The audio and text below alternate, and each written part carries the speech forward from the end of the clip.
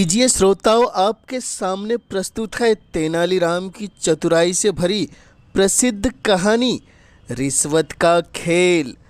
कृष्णदेव राय कला प्रेमी थे, इसलिए कलाकारों का प्रोत्साहन बढ़ाने के लिए, उनके अच्छे प्रदर्शन के लिए उन्हें पुरस्कार देकर सम्मानित करते थे।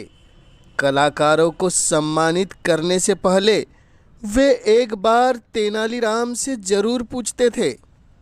महाराज की ये बात तेनालीराम के विरोधियों को बहुत खलती थी।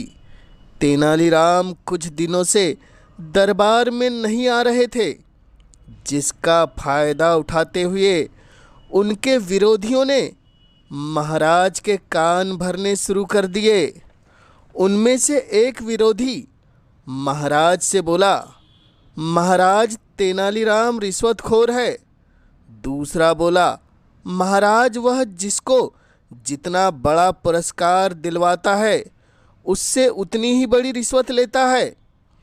अब रोज दरबार में महाराज को यही सब सुनने को मिलता था, जिससे महाराज को भी तेनालीराम पर शक होने लगा।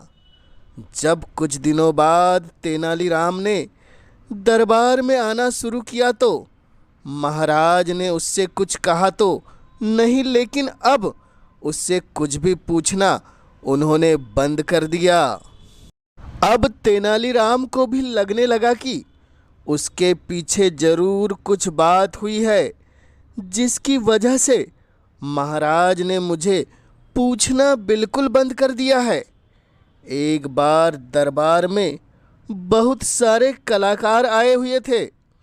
उनमें से तेनालीराम ने एक को छोड़कर सबको पुरस्कार देने के लिए कहा, लेकिन महाराज ने उसका बिल्कुल उल्टा किया। उन्होंने सारे कलाकारों को खाली ही हाथ भेज दिया और उस एक को ढेरों इनाम देकर विदा किया। महाराज का ये रवैया देखकर तेनालीराम अपने आप को अपमानित महसूस कर रहे थे। वहीं तेनालीराम के विरोधी ये सब देखकर बहुत खुश हो रहे थे। एक बार दरबार में एक गायक आया। उसने अपनी कला का प्रदर्शन करने के लिए महाराज की आज्ञा मांगी। महाराज ने अगले दिन उसे संगीतशाला में आकर अपनी कला का प्रदर्शन करने का आदेश दिया।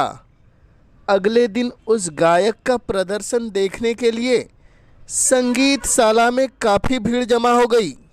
महाराज के आते ही उसने गाना शुरू किया तो चारों ओर वाह वाह होने लगी। गायन समाप्त होते ही तेनालीराम बोला, तुमने बहुत अच्छा प्रदर्शन किया है। मैंने तुम्हारे जैसा कलाकार आज तक नहीं देखा।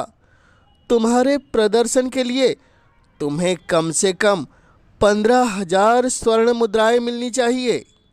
महाराज ने तेनालीराम की ओर देखते हुए बोला, सच में तुम्हारा प्रदर्शन तो काबिले तारीफ था, लेकिन तुम्हें देने के लिए हमारे पास इतना धन ही नहीं कि हम तुम्हें दे सके। बेचारा गायक निराश होकर अपना सामान बटोरने लगा कि तभी तेनालीराम ने एक पोटली लाकर उसे थमा दी। तभी राजपुरोहित बोला, ये तो महाराज का अपमान हो रहा है। जब आपने उस कलाकार को कुछ नहीं दिया तो तेनालीराम को देने की क्या जरूरत थी। यह खबर सुनते ही महाराज गुस्से से लाल पीले हो गए। उन्होंने सैनिकों को तेनालीराम और गायक को पकड़कर अपने पास लाने का आदेश दिया। सैनिक गायक और तेनालीराम को पकड़कर महाराज के पास लेकर आए। महाराज ने एक सेवक से उस पोटली को छीनकर उसे खोलने का आदेश दिया। जैसे ही सेवक ने पोटली खोली तो उसमें मिट्टी का खाली बर्तन था, जिसे देखकर वहां उपस्थित सभी लोग अचंभित थे। महाराज ने तेनालीराम से पूछा, तुमने ये खाली बर्तन मुझे क्यों दिया है। तेनालीराम बोला, महाराज यह गायक बहुत दूर से आपके पास आया था। मैंने सोचा पुरस्कार न सही, कम से कम इस खाली बर्तन में वाहवाही भर के तो ले जाएगा, इसलिए मैंने ये खाली बर्तन इसे दे दिया।